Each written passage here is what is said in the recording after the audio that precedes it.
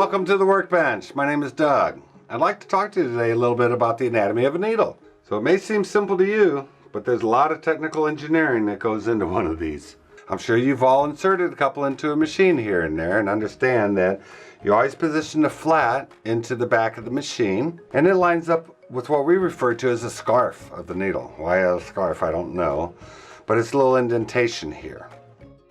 And the purpose of the scarf is to allow room for the tip of your hook on a sewing machine or the tip of your looper to come between the needle and the thread.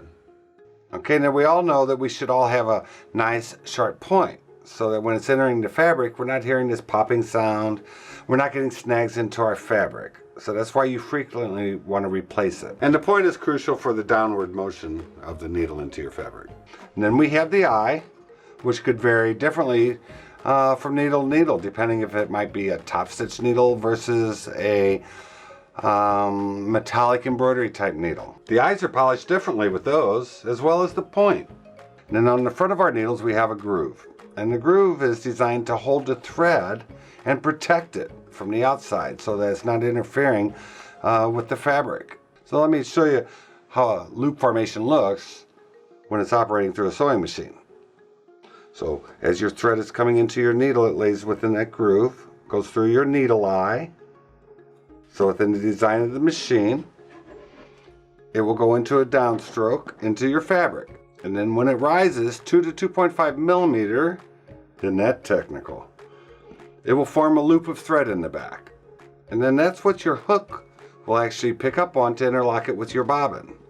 And then as your fabric moves towards the back, your needle will then re-enter again, raise up, form another loop, and so on and so on. So, you know, there's a good recipe to follow when you're thinking about your needle and thread. The needles themselves are different widths. That's where your sizes come in between your 7511 and your 116.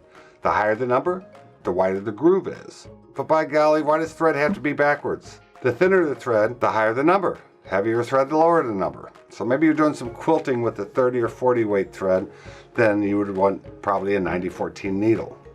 So there's a few variations in the needles. We have great reference in our instruction booklets. Have you ever read that? If not, I'm sure it's easy to find them in some of the Baby Lock videos or visit your Baby Lock retailer for further explanation. And now that you know, get out and sew.